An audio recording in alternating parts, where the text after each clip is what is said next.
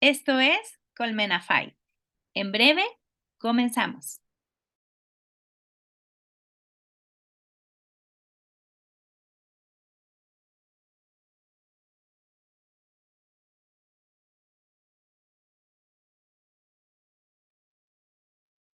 ¡Listo! Bienvenidas y bienvenidos a Colmenafy. Qué alegría, en verdad, volvernos a reunir como cada jueves para reflexionar sobre los buenos tratos a las infancias, siempre con el deseo de promover el bienestar de niñas, niños, adolescentes, jóvenes y sus familias. Soy Traudia Ávila Schlotfeld y el día de hoy estoy muy feliz porque llegaremos a un hito, porque vamos a entretejer el episodio número 30 de nuestra querida Colmena, de la mano sensible y generosa de nuestra querida invitada de honor el día de hoy, la magíster Loreto Peña. Bienvenida, Lore. Hola. Hola, hola Traudy, ¿cómo estás tú? ¿Cómo está tu gente de Colmena? Ojalá que bien. Muy contentos y muy felices. Hace una hace unos días ya llegamos a los 700 seguidores en Spotify, así que estamos muy contentos y muy felices. Además, se junta con que estos 700 seguidores entran con el episodio número 30, que es el primer granito del programa. Así que contigo celebro esta alegría de nuestra querida Colmena. Felicidades, entonces, que sean 30 por 7, infinitamente 7, muchos 7 para adelante, y muchos 30, sí, y ojalá que se sumen también hartas mentes por ahí sentipensantes en razón de cuidar a los niños, a los grandes, y también a nosotros, los que cuidamos a la gente que sufre pues, en la intervención, ¿no? Exactamente. Y justamente eso que acabas de decir, yo siempre me engancho muy fácilmente con lo que dicen las personas, pero antes de adentrarnos en el tema del día de hoy, justamente les voy a decir de qué se va a tratar el episodio número 30, porque no se los he dicho. El tema del episodio 30 es trauma complejo del desarrollo. Y entonces, para hablar sobre esto, sobre el trauma complejo del desarrollo, eh, por eso tenemos a esta gran invitada, quiero presentarles a Loreto. ¿Me permites presentarte? Juegue, dele, diga, diga, diga. Bueno, María Loreto Peña Villanueva. Quiero decirte, Villanueva es el apellido del papá de mi hijo, así que Ah, mira maravilloso. tú, quizás somos parientes por ahí. De país entre países, algo de sangre común tenemos que tener por ahí los ancestros, ¿no? Exacto. Bueno, María Loreto Peña Villanueva es psicoterapeuta infantil y adulto. Tiene un abordaje postracionalista cognitivo procesal sistémico. Cuenta con una especialización clínica en abuso sexual, también en complejidad y apego, en psicopatología y fenomenología, en adopción, en intervención temprana, en neurociencias, en trauma complejo del desarrollo, justo de lo que vamos a hablar hoy. Cuenta además con una formación y acreditación nacional e internacional en tratamiento basado en mentalización. ¡Ay! Ese también lo quiero hacer yo en algún momento. Em, las siglas son MBTC, MBTA y AMBIT. Ah, sí. Es docente universitaria de pre y posgrado, conferencista nacional e internacional, asesora clínica de fundaciones públicas y privadas ligadas a la salud mental. Es directora de Diplomado Internacional del Trauma Complejo en Grupo Palermo y es autora de artículos científicos de psicoterapia y educación. Yo vi que hace como un par de meses justamente este diplomado empezó, ¿cierto? Sí, Y cierto. además has dado algunos cursos, si no mal recuerdo, relacionados al tema. Sí, sí, he dado cursos relacionados, bueno, al trauma, a adopción, por ahí hay algunos últimos que se han dado en mentalización. Eh, Ahora con el tema de la post-pandemia, no sé la verdad si es post-pandemia o pandemia, es post-pandemia del virus, pero como que vivimos en la pandemia en salud mental, per sécula, hace harto rato, y realistamente no sé si vamos a salir tan luego de ese proceso de la pandemia, quizás es como un estado de disociación creer que estamos en post-pandemia de salud mental, Y bueno, en ese contexto, viste que la virtualidad ha permitido de que uno haga muchos cursos online. Y claro, en el último tiempo he ofertado hartos cursos así, en modalidad online de trauma, de mentalización, eh, y temas relativos a eso, ¿no? Antes, por lo general, siempre eran presenciales. Hoy, gracias a Dios, se pueden hacer de otra manera. Y sí, tienes razón, ese diplomado internacional de trauma partió ahora a inicios de este año. Tiene pinta más de postítulo que de diplomado porque dura un año, es eterno ese diplomado, pero va bien, va cursándose bien. Ustedes también tienen hartas formaciones ahí en la FAI en temas relativos a trauma, adopción, hartos temas similares, digamos. Sí, justo hay un diplomado que está en mis pendientes de diplomados a tomar sobre trauma, abordaje multidimensional del trauma complejo. Así, y hay Sí. varios otros cursitos también. Así que bueno, estén pendientes. ¿Dónde te pueden seguir, Lore? En mi Instagram, pero yo no soy, mira, yo si bien decía recién como estos cursos en la virtualidad, yo como que soy como un poco australopithecus con la tecnología, literal, como que la ocupo, pero como que no estoy todo el tiempo como bien utilizándola quizás como recurso para difusión y todo. Entonces me pueden encontrar en mi Instagram, en mlopv universal. Suena medio raro, pero en el fondo es mi nombre y un tema ahí da lo mismo, un tema personal de por qué es universal. Y ahí pueden encontrar siempre como afiches de difusión de cursos, por ahí algunas como también invitaciones a mirar, a reflexionar, a deconstruir.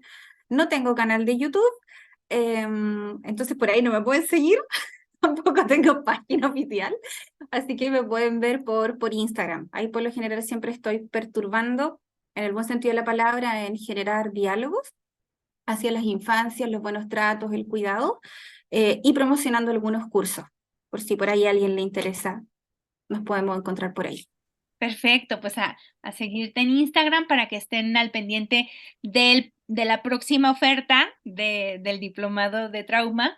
Y Mm. justamente, qué bueno que ese diplomado empezó, lástima que no nos vimos ni nos pudimos coordinar antes, pero además quedó perfecto porque este mes está dedicado, en Colmena y está dedicado al trauma, pero decías muy al principio algo sobre esto de mencionaste la mentalización a propósito de tus certificaciones nacionales e internacionales sobre el tratamiento basado en la mentalización. Mencionaste, la capacidad de mentalizar a los adultos y de las personas que hacen intervenciones, terapéuticas, y eso parece no ser tan importante, y resulta que sí, ¿cierto? Es vital, pues querida Trautit, porque es difícil poder tener respetuosamente en mi mente la mente de un otro y la complejidad de la mente de un otro, sin juzgarlo, sin atribuir estados que el otro no tiene, sino que más bien son un espejo, proyecciones de las mías. Es re difícil ir y sostener un otro si primero yo no tengo la mínima idea de cómo soy yo, en términos de qué reconozco de mí, ¿no? Esa como capacidad yoica, qué pienso, qué siento, por qué hago lo que hago, ¿por qué me da pena a mí?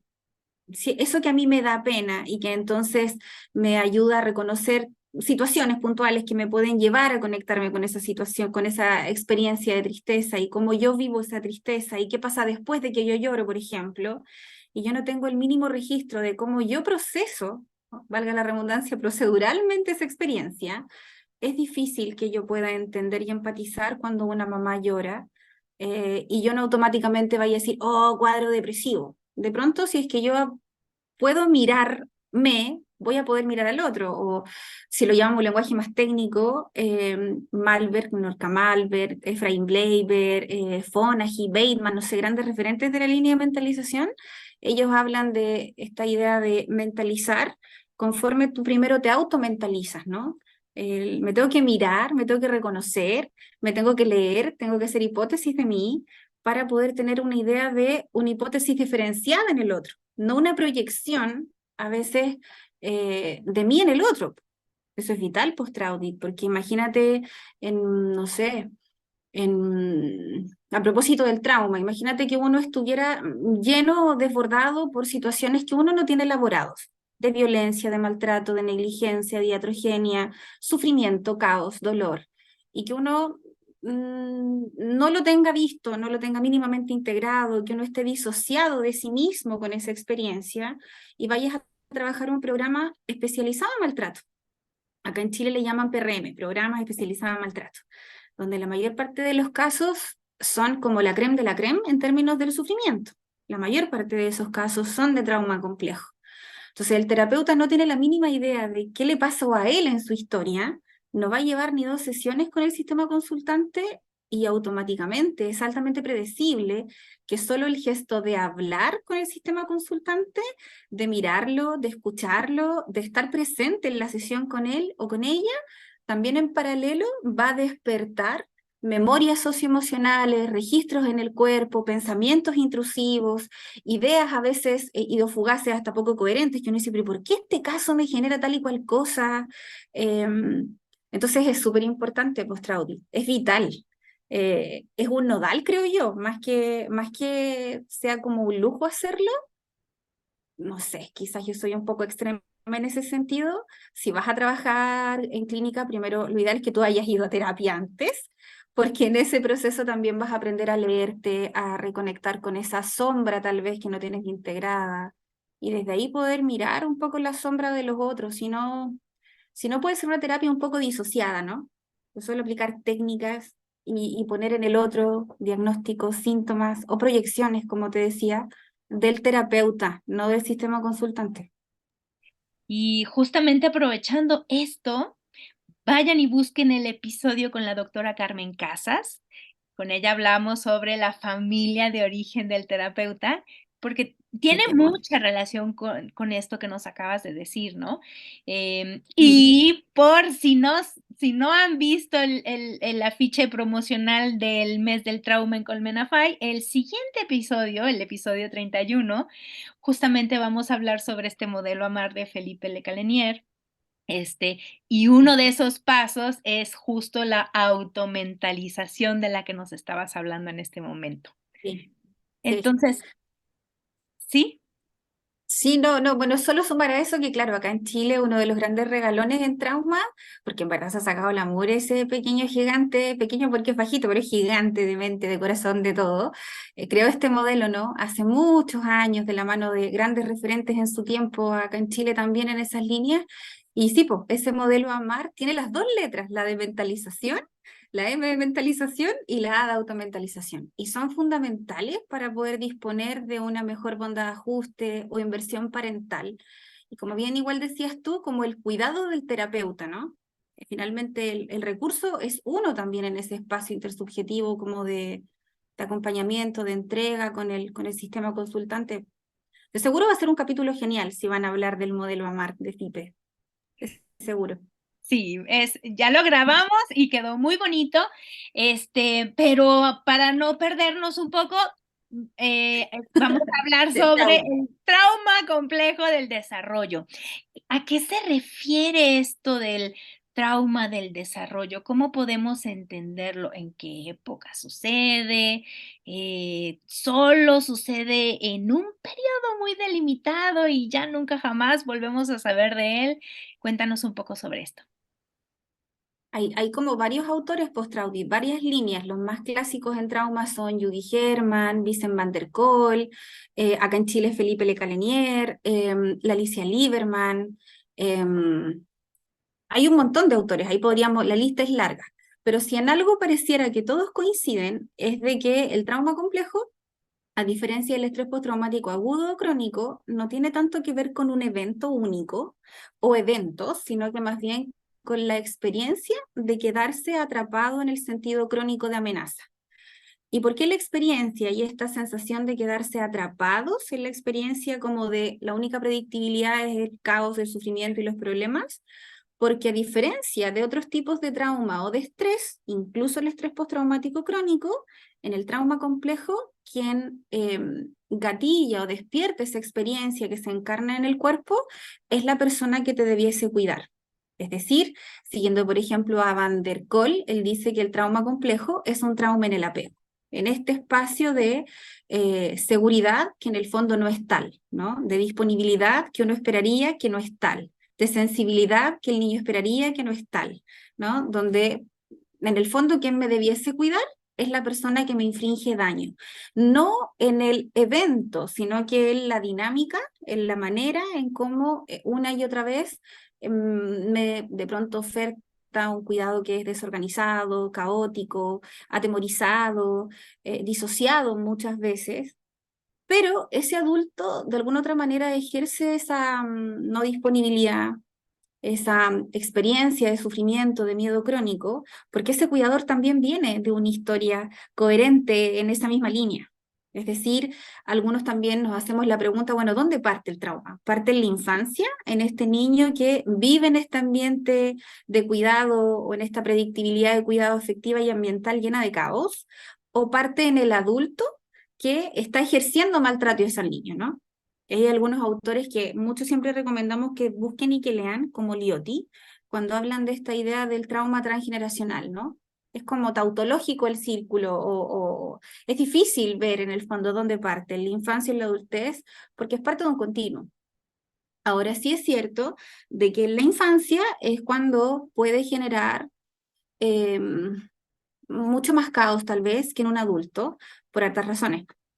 Primero porque cuando eres chiquitito, eres un sistema complejo, completo, autopoyético, dado para vivir y adaptarte en este mundo, pero eres súper vulnerable. Entonces tu trayectoria neuropsicofisiológica va a depender de quién te cuide y cómo te cuide. Y en ese paraguas, en ese contexto, hay variables como la edad, la cronicidad, la severidad, el ambiente de cuidado, ¿cierto? Como decíamos recién, que vayan a enmarcar esos maltratos o esa experiencia traumática, la que pudiese fijar o cristalizar el trauma, el dolor, el caos en ese niño. Es decir, algunos dicen trauma del desarrollo, trauma complejo del desarrollo, porque mientras más chiquitito tú vivas en un ambiente de cuidado donde la predictibilidad sea el caos, el dolor, la no disponibilidad, la no sensibilidad, la no mentalización incluso, la no todas esas variables que organizan la vida en los buenos tratos, tú vas a seguir ganando peso y talla, vas a seguir creciendo, pero para poder crecer y vivir en esta predictibilidad de caos y de estrés, tú vas a quedarte un poco, o pudieses quedarte un poco anclado en un cerebro más reptil, modo sobrevivencia, donde vas a desplegar estrategias súper extremas de regulación, luchar, pelear, huir, disociarte, complacer.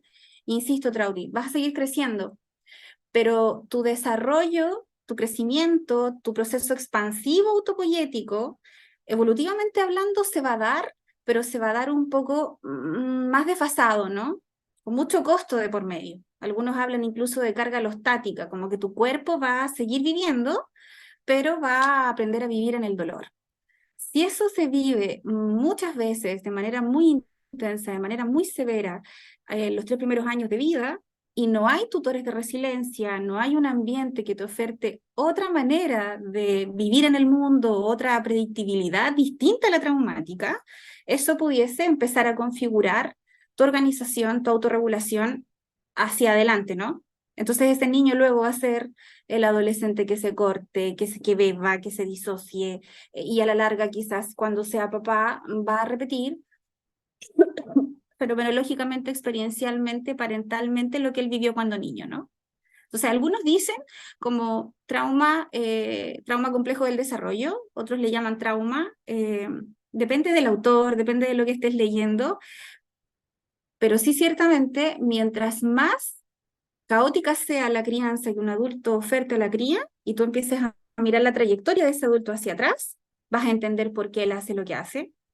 Y ahí es donde es súper importante no juzgar, respetar, poder situar, entender por qué ese adulto hace lo que hace, cómo haría algo distinto si viene del caos, viene de la heterogeneia, ¿no? ¿Cómo va a mentalizar si no lo mentalizaron? ¿Cómo va a ser sensible o disponible para alguien si nadie lo fue con él? O el niño, ¿no? No psicopatologizar rápidamente al niño, sino que hacernos la pregunta, bueno, pero ¿dónde vive este pequeño? o esta pequeña, tiene otras opciones en el mundo real donde él o ella vive que no sea la disociación, el mutismo, no sé, el rocking como conducta extrema de autorregulación, no sé, podríamos estar horas y horas hablando ahí de estrategias de extrema regulación, ¿entendí? Como, algunos le dicen trauma complejo, otros le dicen trauma complejo del desarrollo, pero la experiencia es la misma, ¿sabes? Es estar como en ese miedo sin solución, donde la única predictibilidad es que el mundo es Ok. un caos, por decirlo bonito. Sí, Sí, para que sí. lo puedan escuchar más personas. Sí, para Fíjate que lo puedan escuchar más personas. Fíjate que mientras decías eso, recordaba yo 2 episodios justo de este especial de trauma del mes de junio.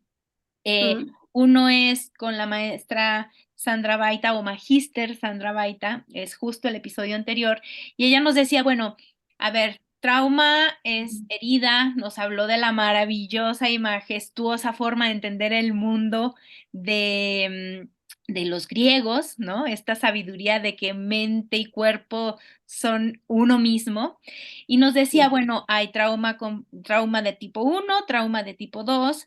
El Mm, trauma del tipo 2 es justamente este del que nos estás hablando, en el que es, un asunto de vínculos, es un trauma, en una relación personal subjetivo. con Ujú. otro, ¿no?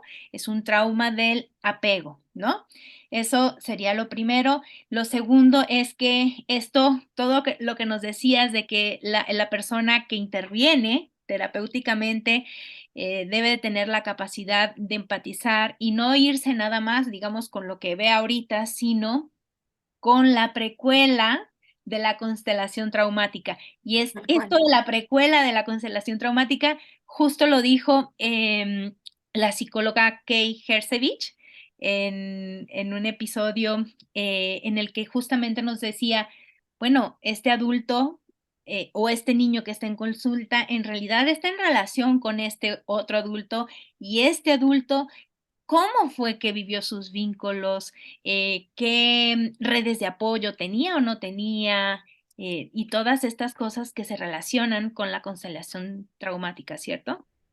Sí, sí, es esa idea de constelación traumática, invitada a ser vista en la complejidad del niño y del adulto, siempre tiene que ser situada, o pudiese, no siempre, porque eso igual viste que es como un mandato y no vamos, no estamos mucho de acuerdo con los mandatos muchos, pero vale, lo resignifico en el lenguaje. Pudiese ser importante que esa constelación traumática, esa complejidad, ojo, adaptativa, o sea, por más extremo, bizarro, disfuncional que nos aparezca a los ojos como evaluadores o interventores un síntoma en el niño, en el adolescente o en el adulto, cortes, consumo, disociación, maltrato, no sé, alguna conducta de riesgo, claro, a ojos del observador pudiese parecer psicopatológica, ¿no? Pero cuando tú vas a mirar esa constelación traumática, porque nunca es solo un síntoma, son como varios en comorbilidad, por eso es como una constelación, citando ahí, por ejemplo, a Le Calenier, de hecho, y a otro, a la Lieberman también, siempre es importante mirar esa constelación a la edad que fuera en el ciclo vital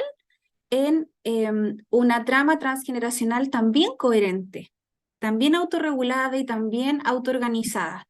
Por eso te decía, ¿cómo rayos le podemos pedir a un papá o a una mamá que vivió en el caos, que vivió en la iatrogenia, que ni siquiera tuvo potenciales tutores de resiliencia en el macrosistema? O sea, no había colegio, no había una comunidad, habían discursos sociopolíticos y idiosincráticos de la comuna o del país donde vivía, súper doble estándares, así que no era solo su familia de origen la que tenía mucho dolor, era el ambiente, esta alopatría a veces muy mal entendida. Y ese adulto, bueno, antes de ser adulto, insisto, vivió en la selva, vivió en el caos. ¿Cómo rayos puedo hablar de competencias parentales? ¿Cómo le voy a pedir competencias parentales? ¿De dónde viene? ¿Me entiendes? O a un niño. ¿Cómo le voy a pedir a un niño que gestione sus emociones, que se autorregule mejor? Si ese niño puede tener 7 años y tiene un desarrollo cerebral que pulsa hacia la complejidad, pero lo adaptativo para su cerebro y toda su red extensa, no solo su cerebro, es estar en un cerebro reptil, luchando, peleando, huyendo, disociándose, y a lo más pulsar hacia un cerebro límbico donde la ínsula, la amígdala, los hipocampos, núcleo accumbens, poquito más arriba, todo el rato están en caos, llenos de cortisol. Es difícil que un niño pueda gestionar sus emociones si vive en un ambiente de cuidado caótico e incluso el ambiente de cuidado extenso sigue estando en un macrosistema, ¿me entiendes? Que tampoco es competente. O lo que yo siempre digo, a propósito de lo que tú decías, mirar o situar la constelación traumática hacia atrás con el trauma transgeneracional y respetar y no etiquetar o no sobrevaluar y no estigmatizar estas ideas a veces un poco extrañas de la competencia parental del papá o de la mamá. ¿Vale? ¿Y quién habla de la competencia que tenemos nosotros los interventores? ¿Quién nos evalúa a nosotros? ¿Cuándo fue la última vez que tú y yo tuvimos que ir obligadas o mandatadas por un tribunal a saber si teníamos el currículum competente para acompañar en el trauma o en la experiencia de dolor? ¿Viste? Y ahí es donde también entramos nuevamente esta dialéctica del inicio. ¿Dónde parte el trauma? ¿Parte en el niño, en el adulto, parte en la sociedad, parte en los interventores que tenemos todas las ganas de ayudar, pero a veces también podemos ser la iatrogenia porque no nos supervisamos, porque a veces no tenemos el currículum idóneo para ir a trabajar a esos casos complejos, pucha, por variables súper sensibles, Traudit, como el número de pacientes que tenemos en cada programa. O sea, per se, o solo por el número alto de pacientes, podemos ser iatrogenia porque nosotros vamos a estar disociados viendo a 20 pacientes en una semana y el nivel de conexión que vayamos a tener con el paciente va a ser bajo. Pero paradojalmente le vamos a estar diciendo al papá que él sí sintonice, que él sí sea sensible, que él sí tenga bondad de ajuste, que él sí mentalice al hijo. Entonces ahí es donde el papá nos mira así como, ¿qué? ¿Cómo estás pidiendo lo que tú no haces? O es cuando el papá a veces le dice al hijo, no grites, pero el papá está gritando y el niño lo mira así como, ¿qué? No entiendo. ¿Cómo esto? No grites, pero tú me estás gritando. Como estos dobles lenguajes, ¿viste? Donde a veces se habla de síntomas de constelación traumática, incluso se habla de trauma, que de un tiempo a esta parte a mí me da un poco de pena porque también es una palabra que está como muy de moda, perdona que lo ponga así, y luego como que claro, se habla de trauma, pero no sé si llega finalmente la humanización o la psicoeducación que muchos hacemos del trauma finalmente a los pacientes, a los usuarios, a los consultantes.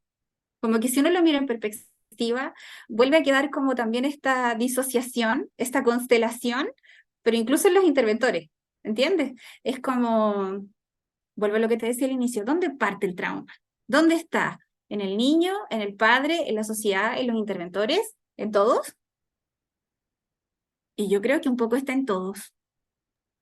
Sí, también creo lo mismo, porque al final, si nosotros como estas personas profesionales, altamente calificadas, con muchos, digamos, diplomas o lo que sea, no hemos hecho este proceso de automentalización o de autorrevisión de nuestra propia biografía antes de ponerla al servicio, porque cuando estamos con un otro, estamos poniendo al servicio toda nuestra biografía para que el otro se coordine, pero justamente estos dobles discursos, este doble vínculo de, pues no tengo tiempo para ti, son 20 minutos, ya viene el Ujú, siguiente, pero tú sí ujú, necesitas tiempo porque ujú.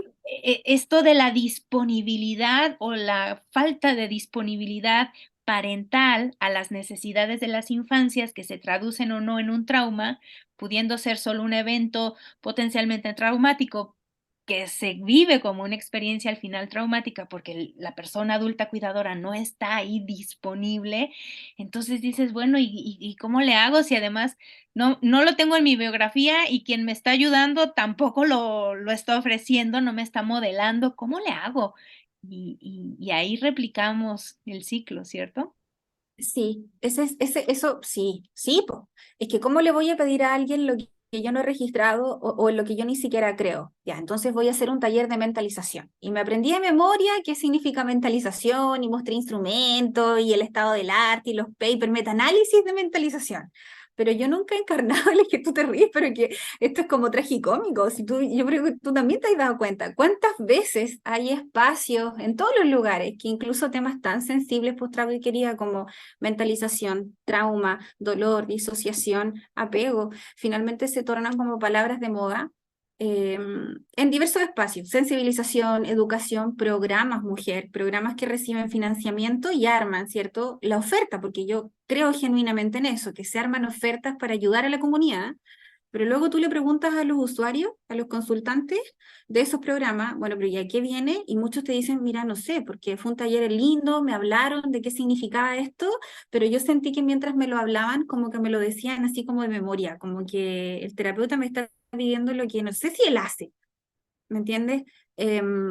O a veces incluso por la presión de las instituciones, también pues los colegas se ponen a cumplir metas y hice tantas actividades, y hice tal taller, y hice la sensibilización, y entregué panfletos y folletos y toda la cosa, y está bien, es necesario, pero no pasó por ellos el registro de esa información. Como no pasó por ellos y tienen que cumplir metas, muchas veces sin dolo, sin maldad, se pudiesen disociar y a la hora de ir a ver a ese niño, a ese adolescente o a ese papá, más que estar viendo humanizadamente en la complejidad y en la completud a ese otro ser que es un ser muy adaptativo, o sea, piensa, él vive en el caos, pero está vivo. Si está vivo es porque algo ha hecho para mantenerse vivo. En iatrogenia, convengamos lo que ya. En factores de riesgo, convengamos que también. En vulneración de derechos, convengamos que también. Convengamos que en el infierno, ¿vale? Pongámoslo así. Pero está vivo. Y si está vivo, antes de que yo quizás lo defina con un rótulo diagnóstico de manual que fuera, o pretenda aplicarle la técnica que fuera, el otro lo que necesita es que yo me demore mínimo 5 minutos en verlo, en entenderlo, en respetarlo, tú decías modelarlo, ¿no? Es como quiero que el otro entienda si yo no lo entiendo, como quiero que el otro tome perspectiva de su hijo, de los buenos o los malos tratos de casa, si yo todo el rato en sesión estoy cumpliendo el paso a paso de la base técnica del manual o del programa en el que estoy. Tú usaste esa palabra que es súper delicada, el modelaje, ¿no? Em, el modelaje es súper necesario, pero el terapeuta o los programas, yo creo que ese es otro tema también, como a veces desde estas ideas de cómo sacar a la gente del caos, es como que se armara un traje de buenos tratos y se pretendiera poner unisono a todos los papás. Entonces, en la mentalización, todos los padres tienen que mentalizar de esta manera. Todos los padres, ¿me entiendes? Como, no sé cómo ponerlo, como poner trajes. Y el modelaje es muy subjetivo, es muy intersubjetivo. Lo que pasa con la familia uno es mil universos luz distintos de lo que pasa con la familia 2 o lo que uno como terapeuta puede ofertar cuando uno está bien es re distinto a cuando uno está más o menos y es muy distinto a cuando uno está problematizado por memorias episódicas o traumáticas que te despertó otro caso y que quizás con ese caso vas a suprimir y no vas a mostrar nada y con este otro ¡pah! Te salieron todos los fantasmas y todas las sombras juntas. ¿Me entiendes? Como que ese modelaje es tan importante, pero no es como un modelaje como pasivo, donde el otro enfermo tiene que ponerse el traje que el terapeuta le va a modelar.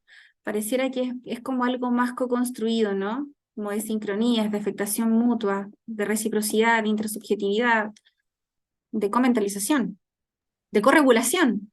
Algunos, fíjate, le dicen a eso, a mí me encanta, ahí vuelvo a citar a mi regalón aquí en Chile, a Felipe Eugenio Lecalenier Acevedo, pero también a otros grandes, pues, como clásicos, Varela, Francisco Varela, Maturana, cuando tenían estas ideas como de la autopoiesis y la autorregulación en uno, en la célula, como rayos la célula se mantiene viva con lo que tiene, pero con lo que tiene también en razón de que la circunda, de bendito determinio estructural. Y algunos más hacia la línea terapéutica insisten en esta idea de la autorregulación en la heterorregulación. Y desde ahí la corregulación, la reciprocidad, la sincronización, ¿viste? Como esta idea de modelaje que luego también tiene tantas facetas, se expande tanto, ¿no?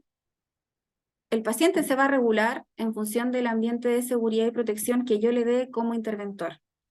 Él va a poder explorar en sus estados mentales, afectivos, corpóreos, en función de cuánto yo lo acompañe a explorar. No lo esté sancionando o etiquetando.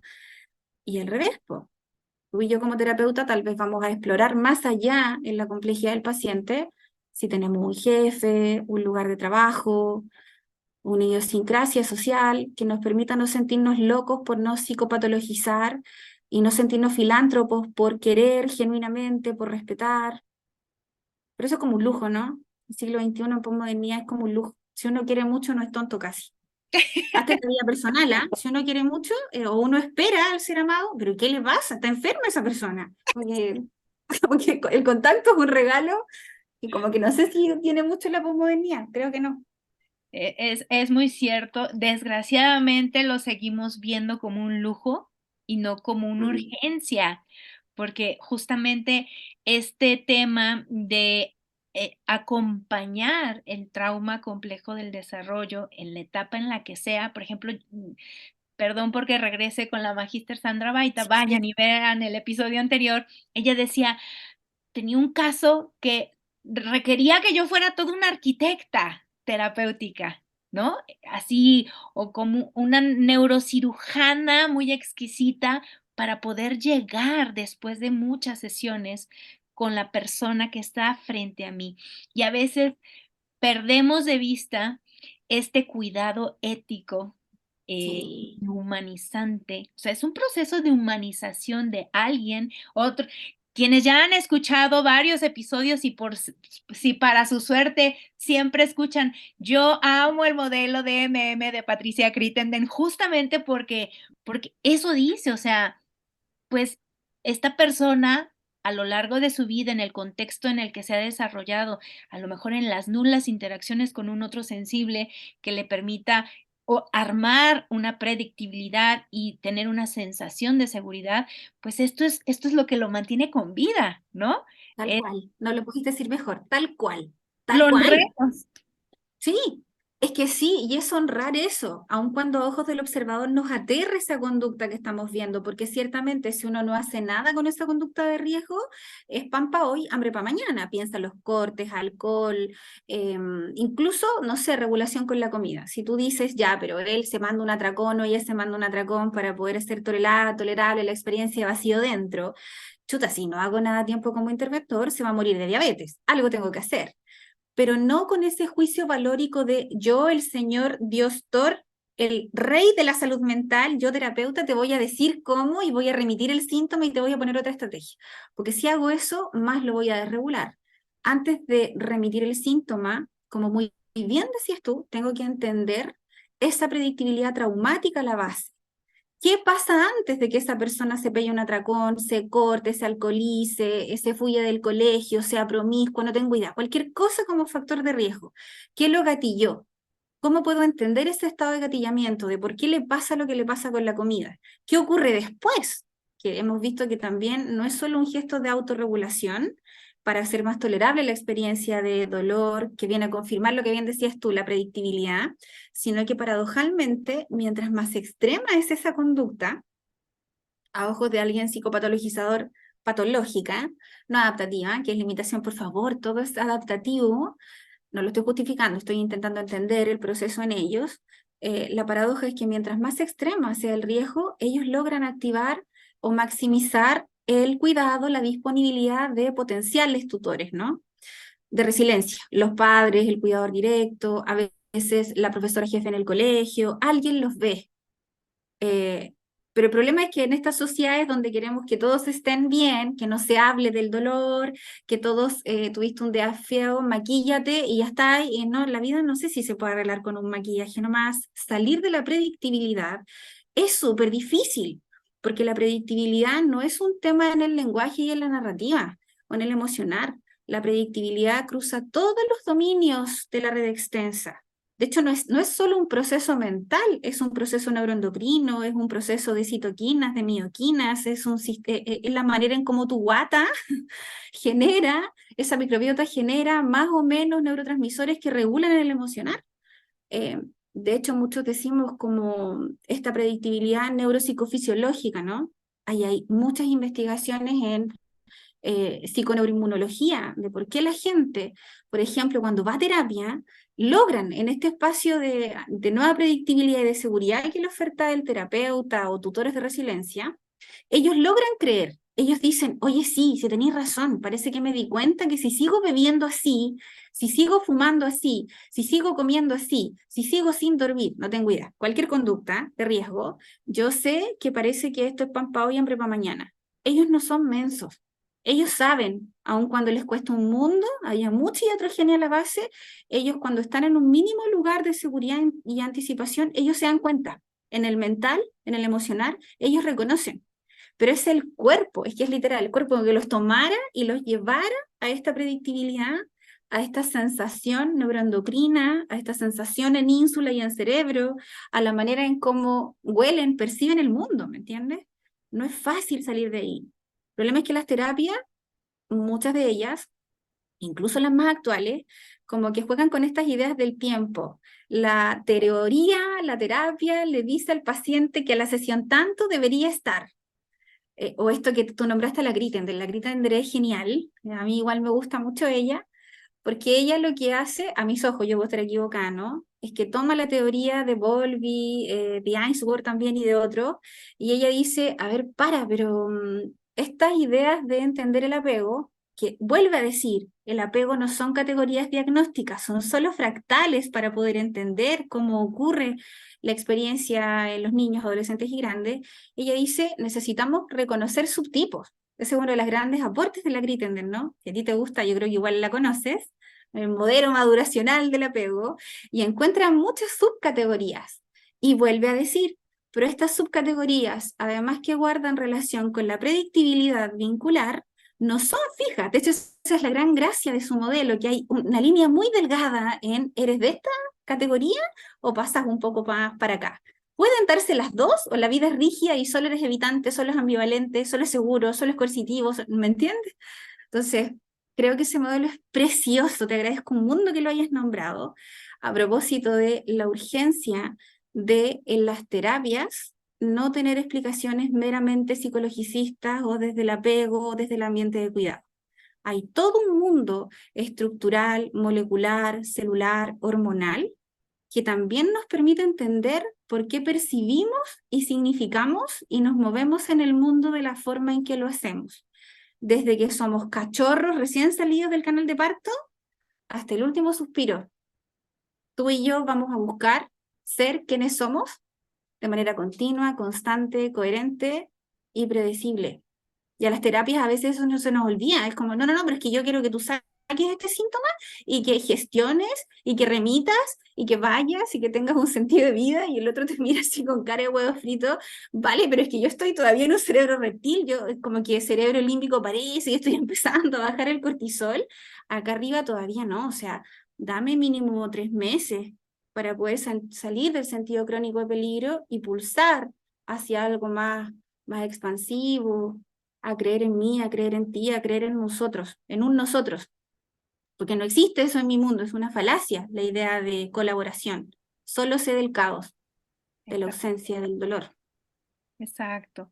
Y es que en esta, digamos, esta división em, de estos tres cerebros, de los que se hace mucho mención, que quiero aclarar que no es que haya aquí en esto es el corte del cerebro reptiliano y aquí en este momento No, empieza el mamífero. En realidad no es así, solo sirve para no, términos totalmente, prácticos, ¿no? totalmente. Pero es cierto, o sea, justo a lo largo del desarrollo de una cría que está en proceso de humanización, es justamente a través de la interacción con un otro, con estas características que ya nos has dado a lo largo de esta conversación contigo, que agradezco mucho que tengamos, es justamente en donde, bueno, ok, apaciguamos digamos, esta necesidad de explorar, pero ponerme siempre a salvo. Después las emociones las empezamos a gestionar. Un adulto, una persona adulta cuidadora le presta el cerebro a este pequeñito, pequeñita que está en desarrollo y le empiezo a organizar, porque tú dijiste este verbo que me encanta siempre rescatarlo cada vez que la persona invitada lo trae a mención, que es la organización de las experiencias. Los buenos tratos Sí, justo se trata de que un otro sea capaz de organizarme la experiencia. Cuando un otro sí, no es capaz de hacer eso, entonces puede suceder que este evento potencialmente traumático sea una experiencia traumática que abone a esta constelación de la que hemos estado hablando. Pero entonces, totalmente. tú decías de la ínsula, ¿no? Hablamos también del cíngulo, pero todo eso, todas esas estructuras, estas que forman parte de redes neuronales relacionadas con el cerebro social, porque somos seres Sí. sociales, pues están coordinadas en el mejor de los casos por este cerebro racional, que Ajá. lo pongo entre comillas, porque si este niño o niña o niñe ha sido sistemáticamente violentado, ojo, a veces creemos que solo es golpear o insultar, Mm, ujú. la negligencia también es maltrato. eh, Sí. Invisibilizar a un otro es muy violento. Entonces, Ujú. este cerebro racional ya no es racional, ya no tiene la función de regular el estrés, ¿no? Entonces, de nada nos sirve la ínsula que participa en la empatía, por ejemplo, porque no funciona para eso, no está lista para ser Sí, no, empática. mira, ojo ahí, porque claro, la ínsula, entre las muchas funciones que tiene, está como la idea de la sensoropercepción, ¿no? De esa realidad percibida de uno mismo. Y claro, tú fuiste muy, y gracias por eso igual, fuiste muy explícita en decir, si es que mi ambiente de cuidado estuvo más lleno de discontinuidad y de no presencia, no disponibilidad afectiva, esta ínsula en sus tareas como de empatizar, de leer, claro que va a estar más deteriorada, pero va a estar sobreactivada en registrar el sentido de amenaza. El estar hipergatillado, el estar hiperventilado, el marearte, el desrealizarte, el despersonalizarte, ¿viste? Ahora, igual dijiste algo hermoso que yo creo que a la gente que luego lo vaya a escuchar en verdad, sí es como un regalo lo que decías recién, en términos de cómo el adulto que te acompañe a entender lo que te pasó pudiese ser como un factor protector para no quedarte pegado en esa experiencia y elaborar. Algunos autores a eso le llaman padres elaboradores. Lyon y Ruth, por ejemplo, son autores geniales, muy conocidos para los que trabajan el trauma.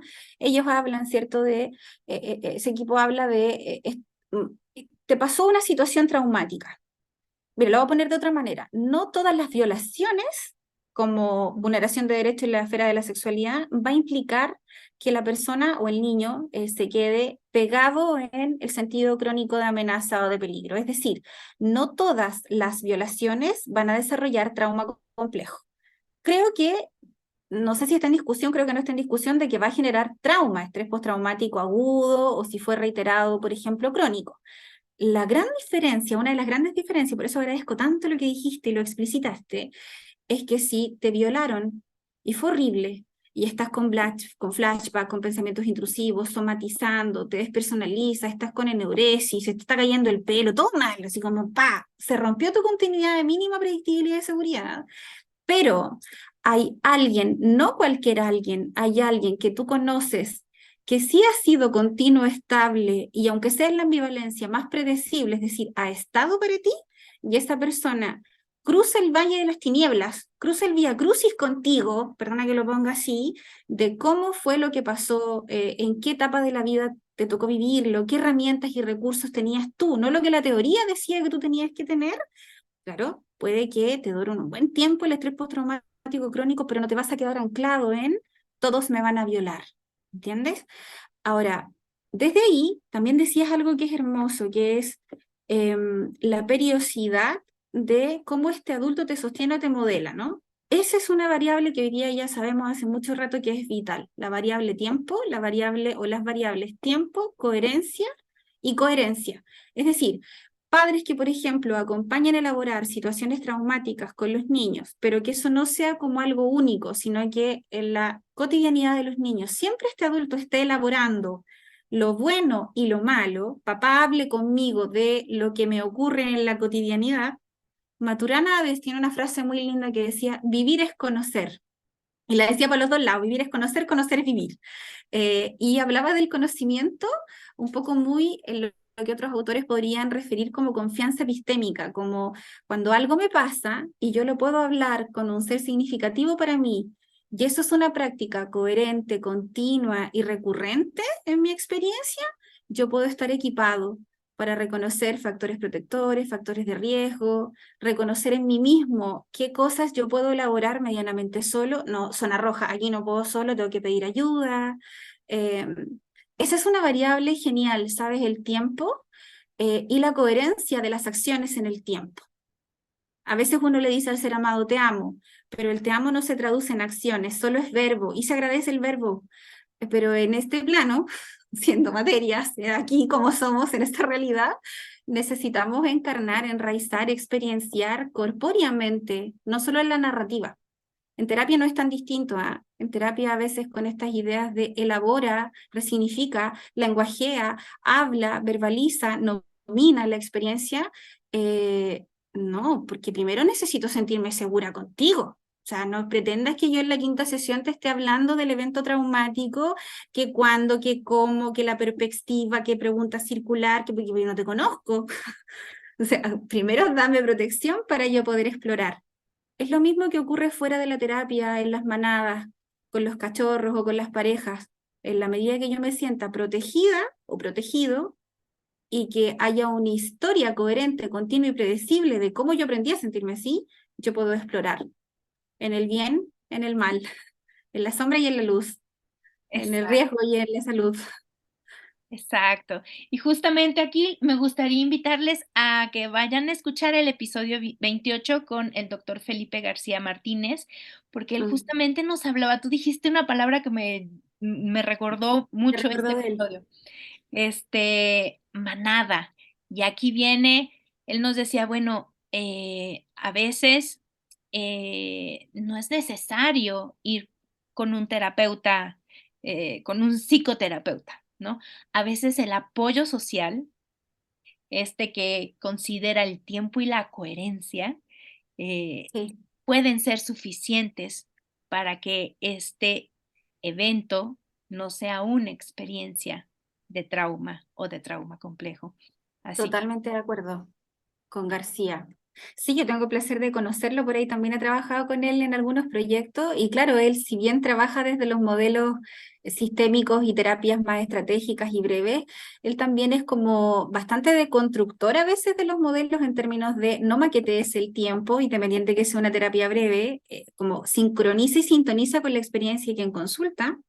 Y la variable tiempo, fíjate que él no la plantea igual que el otro Felipe de Chile, que Leca, que Pipe, Felipe Leca Lenier, pero sí un poco se parecen en esta invitación a devuélvele la expertise al experto, al consultante, respeta sus tiempos, respeta los códigos de su manada.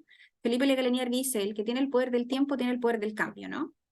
¿Y quién tiene el poder del tiempo? No, no eres tú ni yo como interventora, tú y yo no vivimos con el niño o los padres, hay una red extensa, hay tutores potenciales de resiliencia en su comunidad, en el colegio. Ahí es donde ocurre la coherencia, la continuidad y esa mínima predictibilidad en los niños o en los grandes. El tiempo, insisto, Traudy, es una variable como todos hablan del tiempo, pero como que no sé si realmente entendemos lo subjetivo del tiempo y lo importante que es respetar el giro incluso de la predictibilidad en ese tiempo. Piensa que a veces yo digo, pero en la disociación, pues en sociedades todos somos un poco disociados. Un psicotrópico se demora mínimo un año en neuromodular al cuerpo, un antidepresivo, un ansiolítico, por lo general son tratamientos de mínimo un año, porque el cuerpo, claro, los primeros meses empieza a manifestar cambios en la organización fisiológica, duermes mejor, estás menos irritable, te regulas hasta neuroendocrínicamente, ya, nanay para el cuerpo, nanay para la materia. Pero tienes que bancarte, perdona que lo ponga en esos términos, un proceso más largo para que vías de dopamina, serotoninérgicas, tono vagal, un montón de temas biológicos, en verdad se regularicen, en verdad encuentren una mejor homeostasis. Y la gente, aun cuando a veces no quiere tomar pastillas, logra entender el tiempo largo de los tratamientos farmacológicos. Pero en terapia tanto el usuario como los interventores quieren como la pastilla mágica, como la técnica mágica, ¿me entiendes? Es como una cosa, no sé si lo logras ver, como otra forma de disociar, ¿no? Como que vamos a hablar del dolor, vamos a hablar del trauma, pero en mis tiempos, como yo te digo. Yo voy a activar a tus tutoras de resiliencia, no te voy a escuchar a ti niño de con quién quieres tú venir a sesión. ¿Cómo voy a traer a la nana si el niño me dice que la tía Juana, que es la persona que lo cuida, es la persona que más lo entiende? No, pues ¿cómo traer a la nana? Tengo que ir al colegio y tengo que hablar con el padre. Pero si escucho al niño, el niño me está mostrando el gran motor de cambio que quizás la persona que lo cuida le da disponibilidad a él y puede ser la persona que los padres escuchen, más que a ti como interventor. Tu puente de conexión entonces en la experiencia traumática de esa manada pudiese ser la nana cuidando al niño o activando al niño y también siendo el puente de mejores mentalizaciones en el padre o la madre. Pero vivimos como en este mundo de maquetas, ¿no? Paciente índice, familia extensa, la anamnesia, el factor de riesgo, fichas, registros que nadie lee, pero hay que llenar, ¿entiendes? Programas, datos, Excel, como una manera tan extraña de no entender la variable tiempo, que creo que no es solo el tiempo de reloj, es el tiempo cualitativo, es el tiempo como fenomenológico, subjetivo de cada quien. Ese tiempo que no existe instrumento en la Tierra que lo mida. Exacto. Mm, Y si quieren saber realmente de qué hablamos cuando hablamos de tiempo, les voy a recomendar mi libro favorito, que ya leí con mi pequeño de ¿cuál? 9 años y que le encantó, que se llama Momo, de Michael Ende. Es un libro, es una novela para todas las edades de verdad, que habla sobre una niña que tiene una gran cualidad, que es la cualidad de saber escuchar a todos los niños. Y entonces, ¿cómo llegan hombres grises que se dan cuenta que le pueden quitar, necesitan tiempo, le convierten a los seres humanos en hombres grises? Y Momo tiene que luchar junto a Casiopea, una hermosa tortuga muy sabia, para luchar contra los hombres grises, ir con el maestro Ora para derrotar a los hombres grises y que los niños vuelvan a ser, niños y niñas vuelvan a ser felices con sus familias. Entonces, verdaderamente, si no han leído Momo, vayan y Léalo. búsquenlo. Es que la variable tiempo, Traudit, querida, es como todo ocurre ahí. Todo, lo bueno y lo malo. Y el tiempo, es lo que yo te decía, ¿cómo se mide el tiempo? Si es tan subjetivo, la espera, el saber escuchar, el saber mirar, el saber esperar. A veces esperar desespera en la vida personal, cuando uno espera a alguien que uno ama. A veces incluso saber esperar y no activar, esto va a sonar, yo me hago cargo porque va a sonar súper polémico, pero no, bueno, me hago cargo nomás, me mojo como siempre, a veces me mojo un poco más de lo debido. Por ejemplo, ante la ocurrencia de un delito grave, una vulneración grave de derechos, ciertamente, probablemente vamos a estar todos de acuerdo con que hay que cesar la ocurrencia de delito. Pero probablemente mucho, y esto yo sé que va a sonar polémico, pero insisto que me hago cargo, si es que uno no sabe mirar o si uno se apura y uno se asusta más que el sistema consultante y, por ejemplo, hace una denuncia inmediata sin tomarle el peso a la revictimización que va a implicar, a los miles de vacíos legales que hay. Yo hablo de Chile, no sé si en México la ley estará más robusta acá y me da vergüenza la verdad el tipo de vacíos legales que hay en la certeza que muchas veces no tienes, que si tú eres el terapeuta y a ti te develaron un abuso en sesión y tú vas y denuncias porque estás más pendiente de que el jefe no te vaya a retar o que no te vayan a sancionar de lo que realmente el sistema que consulta requiere, luego ni siquiera tienes la garantía mínimamente absoluta de que tú puedas acompañar en el proceso a ese niño, esa niña, mientras están en el peritaje y toda la cosa. Entonces, ojo, porque el esperar no es un esperar pasivo. Hay esperas y esperas, y estoy completamente de acuerdo. No te imaginas cómo estoy de acuerdo. Esto en mi vida personal, que a veces la espera desespera. Sí, mucho.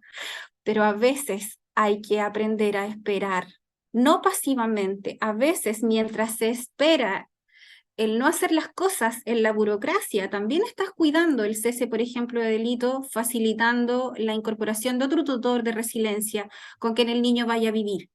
A veces, y ahí cito a García, a Felipe García, cuando él decía, confíen en las familias. Siempre en las familias puede haber uno que esté un poco más equipado, tal vez esa persona necesita apoyo del interventor para que él se transforme como en un gran puente de acción. A veces es la abuela la que puede ir a buscar al nieto y vivir con el nieto 1 o 2 semanas hasta que sea más seguro activar una medida de protección. Yo sé que suena polémico, sé que cuando escuchen esta cuestión me van a querer cortar la cabeza a todas estas personas, porque, ¿por qué te lo digo? Porque muchas veces incluso cuando yo hago clase y digo, las denuncias son necesarias.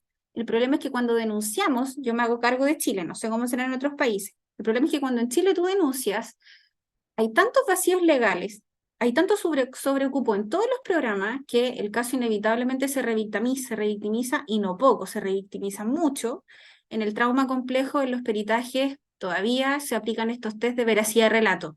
Sin cachar nada, perdona que lo ponga en esos términos, que en el trauma complejo tus memorias episódicas va a haber poda en hipocampo, va a haber mucha afectación socioemocional, vas a estar disociado, entonces la veracidad de relato las pinzas, más que estar pendiente de el relato o de los contenidos, la invitación es, fíjate cómo ese niño, ese adolescente, ese adulto está procesando adaptativamente, incluso en la disociación, no teniendo tanta veracidad de relato, lo que le pasó.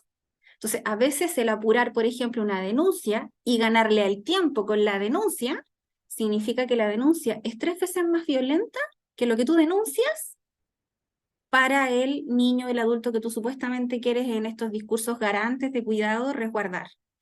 Y en la vida personal, fíjate que es lo mismo. A veces cuando uno apura las cosas sin entender el por qué a veces tienen que demorarse, también, solo te angustias y generas más caos, ¿no? Entonces, no conozco el libro, el que tú leíste con tu cachorro chico, voy a buscarlo, Búscalo, para porque poder justo leerlo. aquí viene una referencia de lo que tú dices.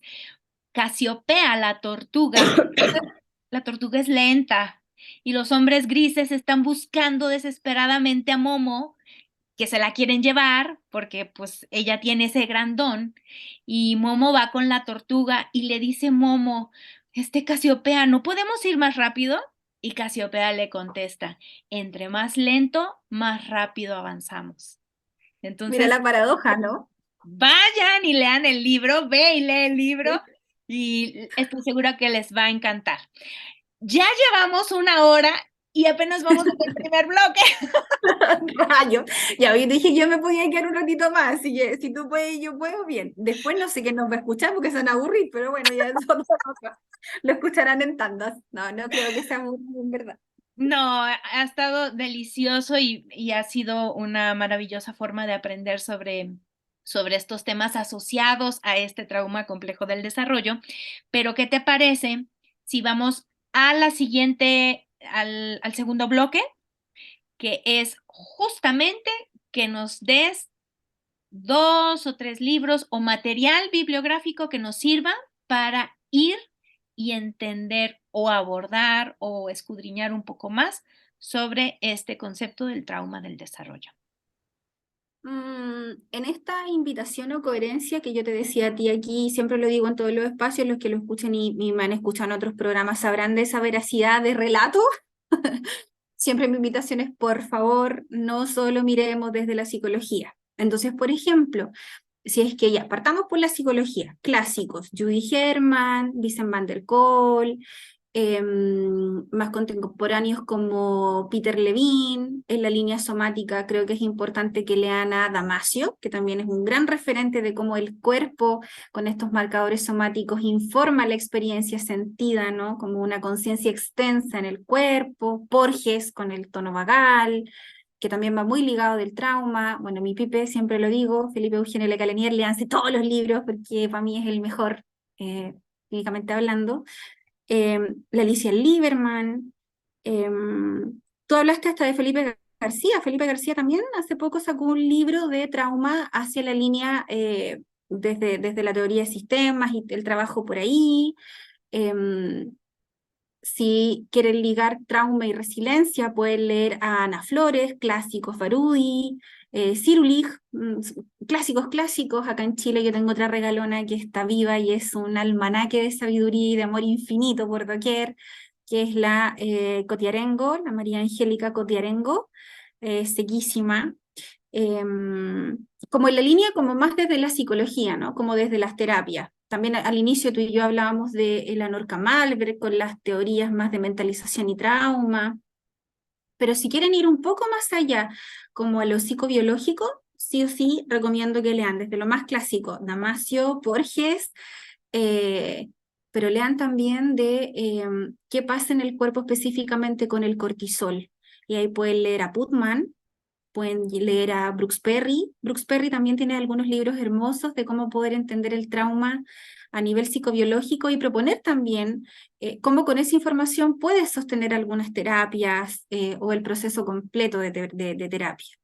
Hay otras también como líneas más emergentes y más inactivas desde el mindfulness y la compasión. Pero no esa idea media extraña de mindfulness como solo hacer yoga, respirar y andar a pies pelados en el césped, ¿vale? Eso ayuda, pero eso no es necesariamente mindfulness. A mí me da un poco de pena y de vergüenza cuando la gente dice, ah, sí, mindfulness, voy a visibilizar o visualizar un globo y un respirar y sí, vale, pero no es necesariamente eso. Hay un modelo hermoso que es el de Paul Gilbert, que es un modelo muy, muy lindo. Acá en Chile yo siempre recomiendo un gran amigo que es Gonzalo Brito, que también es sequísimo en eso.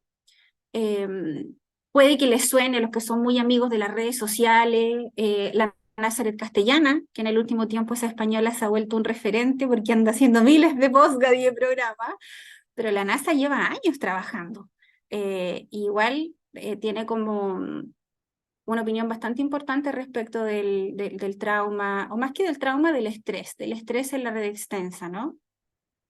Em, Creo que es súper importante que los autores que vayan a leer en la línea que sea, sean porras, sean sistémicos, sean más hacia las líneas compasivas o inactivas. Creo que es súper importante que sean muy selectivos con el material que busquen.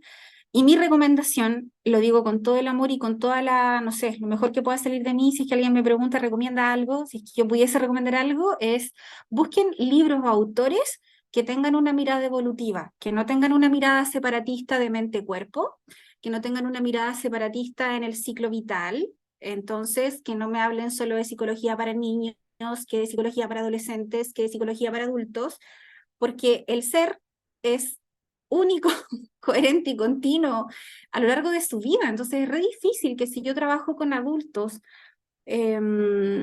puede entender la complejidad del adulto si no leí de psicología del desarrollo, al revés.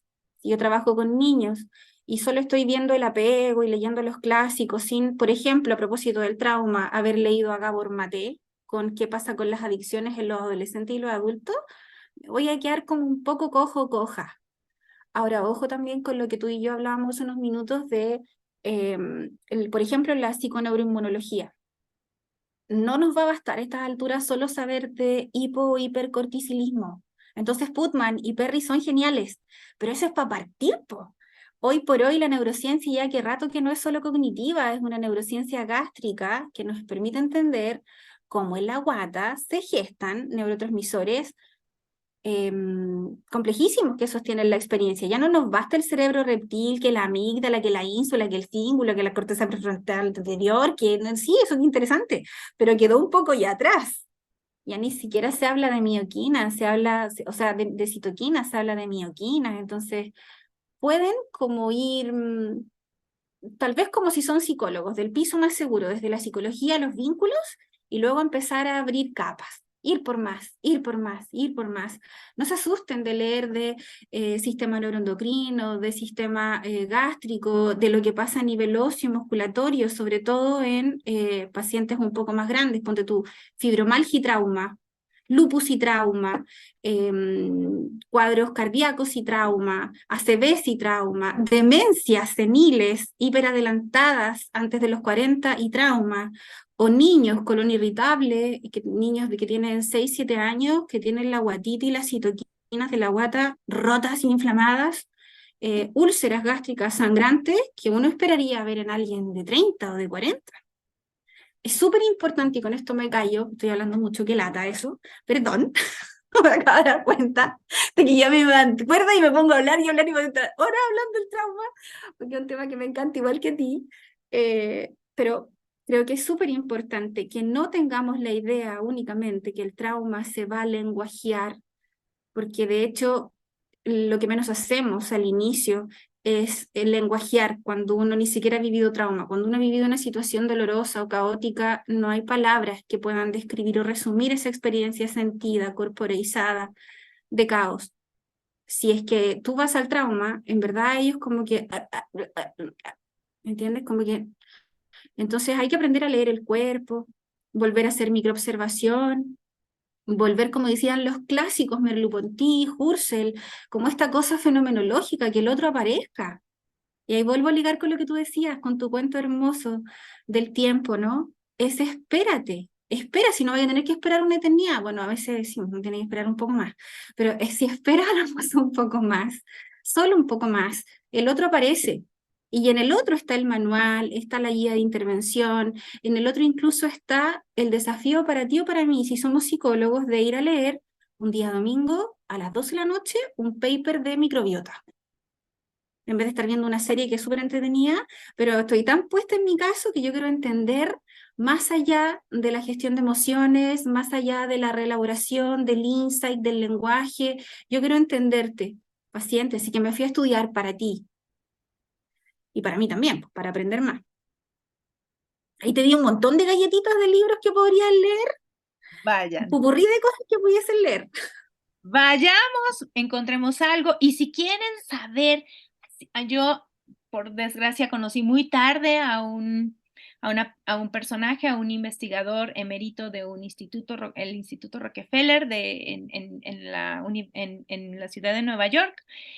Eh, Digo, él falleció hace 3 años, pero montó un laboratorio muy importante y fue él justamente el que puso el tema de la alostasis, la carga alostática y la sobrecarga alostática. Sí, em, y sí. Bruce McEwen se llama. Vayan, lean a Bruce McEwen. No me acuerdo de todo el grupo, pero si buscan Bruce McEwen les va a salir una cantidad estratosférica y de artículos de primerísima calidad de cómo la sobrecarga alostática influye no solamente esto que tú decías en el cerebro, sino en todo el cuerpo. Sí, en el cuerpo, sí, la conciencia es extensa. De hecho, ayer lo que tú estás hablando de la carga alostática, puedes leer igual a los clásicos, a Filiti y Roveranda, ¿no? Con las experiencias adversas tempranas. Y cómo sí, pues el cuerpo, Van der Kolk tiene razón, el cuerpo te va a pasar la cuenta y te pasa una cuenta que es imposible pagar. O sea, como que te enfermaste y el cuerpo no te va a decir, ¿te quieres cuidar? No, te va a mandar a la cama, te va a mandar a la UCI, a la UTI, o te va a mandar a una disociación más compleja, ¿no? Por ejemplo, la pérdida de juicio crítico, en realidad. Así, Sí, sí, lean los autores que dijo la Traudit de la carga alostática. Es súper importante tomarle el peso a que cómo el estrés oxida la célula, ¿no? La enferma, la mata a la larga. así es. Pues muchísimas gracias por esta generosísima aportación bibliográfica para que vayamos a revisar. Y ahora sí vamos al último y tercer bloque. En este bloque, ustedes, las personas invitadas, eligen una palabra del banco de palabras que les mandé y esta palabra que eligieron la tienen que relacionar con el concepto de buen trato. Entonces yo te pregunto, ¿estás lista? Sí, estoy lista, parece. No sé que me haya cambiado el banco de palabras. No, pero sí estoy lista. Y si cambió, bueno, lo hacemos emergente y en activo. Así que dale, dale, no. Perfecto. Entonces, tu palabra es atención y buen trato. Ujú. Sí, atención es como vital, pues sí, la atención no es la atención como, bueno, también, como un proceso cognitivo, una función ejecutiva superior, sí, sí, pero la atención la verdad es como más innata. Es como cuando uno mira a alguien y sin tener una teoría tan compleja del alguien, tú puedes hacerte una idea tal vez muy rudimentaria de qué le pasa, está aquí conmigo, me está escuchando, estamos sintonizadas. ¿Qué me pasa a mí cuando estoy con el otro? La atención, el poder ver a un otro y en paralelo poder verme a mí, también tiene mucho que ver con cómo partimos, ¿no? Como con estas ideas de mentalizar. Cuando yo te veo, cuando tú existes a mis ojos, yo puedo empezar a armar como Eso, una teoría de cómo te puedo ayudar. ¿Necesitas mi ayuda? No, tal vez voy a ser intrusiva si voy y le oferto la ayuda. Tal vez necesito parar, necesito primero mirar. La atención para mí es vital. Hay algunos autores que dicen que la atención es el mejor regalo de amor que tú le puedes dar al ser amado, ¿no? El ser amado quien sea, la atención, tú estás en mi mente, yo te vi, estás aquí, aunque no te pueda ver físicamente, yo te estoy prestando atención en mis recuerdos, en cuando te veo triste, cuando te veo mal, cuando te veo cansada o cansado.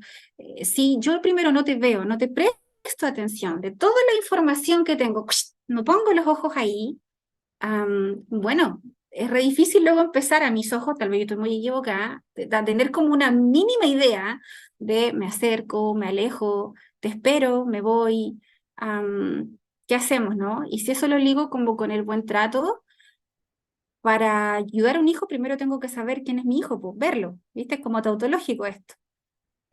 Tengo que prestarle atención a que mi hijo es distinto de lo que yo pensé que iba a ser mi hijo, o la pareja, o el paciente, o quien fuera el ser que uno ama, o que uno quiere, o que compasivamente uno mira, ¿no? Como, ¿cómo te puedo ofertar un buen trato si lo más básico, que es mirarte en tu tiempo, no en el mío, no te lo doy?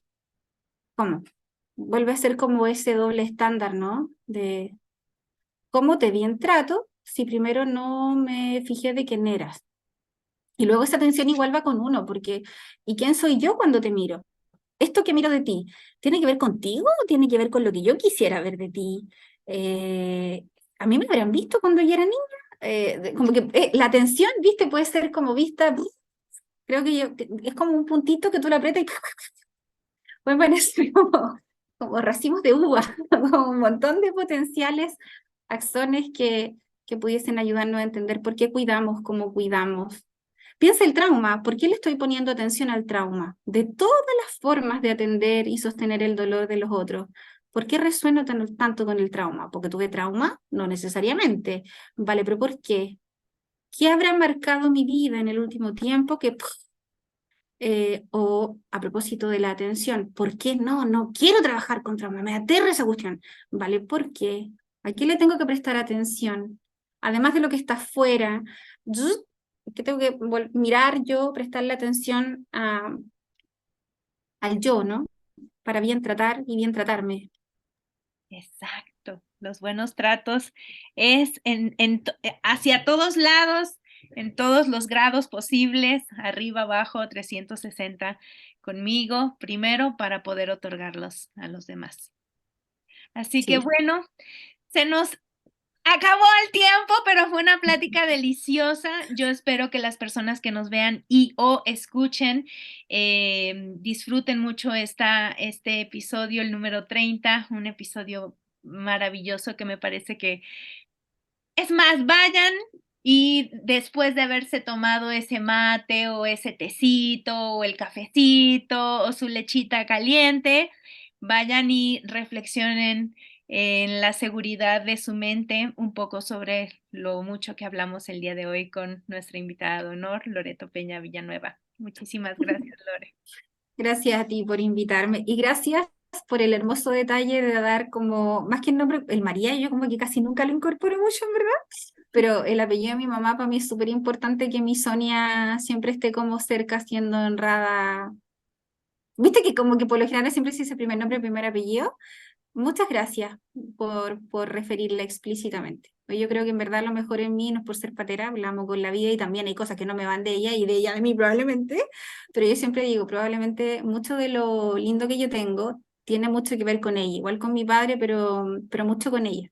Entonces que digas María Loreto Peña Villanueva es como, la Sonia igual anda dando vuelta por aquí entonces, qué bien. Sonia se llama mi madre, ¿vale? Un saludo a doña Un Sonia. saludo a Sonia, a mi Sonia hermosa. Gracias por invitarme. Yo feliz y honrada de que sea la sesión 30. Ojalá sean miles de más. La idea como de este panal de abejas y colmena también es que como que se genere miel y luego la gente se alimente de esa miel. Y nosotros también, probablemente cuando escuchemos ahí los programas de los otros colegas también, que se Así, expandan, ¿no? Que se endulcen las infancias y las adulteces. que Así que así gracias sea. por invitarme. Gracias a ti, gracias a las personas que nos hicieron el honor de acompañarnos a través del podcast en Spotify. Por favor, síganos, ayúdenos a llegar a esos 1000 seguidores en Spotify. Nos encuentran como Colmena Fai, F de Fundación, A de América y I latina de por la infancia. Y también nos pueden seguir en nuestras redes sociales, nos encuentran como @América por la Infancia en Instagram, en Facebook y aquí en el canal de YouTube. Nos pueden seguir también. Estén atentos para el siguiente episodio, el número 31, con el magíster Germán Monge. Y con él vamos a hablar sobre este modelo AMAR en la intervención en el trauma complejo. Así que muchísimas gracias. Gracias a Carlos Díaz por las hermosas imágenes que ustedes ven para la fundación y gracias a Javier Lenis por hacer posible que esto que ven aquí tan bonito en el canal de YouTube se vea tan hermoso y esté tan profesionalmente digitalizado. Muchísimas gracias, que tengan un lindo jueves, que tengan un excelente fin de semana. Ya estamos por terminar el mes de junio y ya dentro de una semana, 29 de junio, que justamente será el jueves en el que saldrá el episodio número 31, celebraré mis 43 años de vida. Así que celebremos juntas, juntos, el episodio 31 el próximo jueves 29 de junio. Lindo fin de semana, Lore. Lindo para ti también. Feliz cumpleaños adelantado. Aprovechen en la próxima conversación porque el modelo MAR es hermoso. Felipe lo creó hace mucho tiempo atrás con colegas geniales también en ese tiempo, así que ya estrujen ese modelo porque es hermoso. Aplica para trabajar en distintos contextos, así que ahí van a ser 3000 veces más felices también mirando la complejidad de los niños y de los grandes, ¿no? Y Así. gracias por invitarme. Gracias también a la FAI por considerarme y invitarme igual. Muchísimas gracias a ti y a tus pacientes y a todas las personas que están a tu alrededor y a tu pequeña mascota. Buenas tardes. Besos.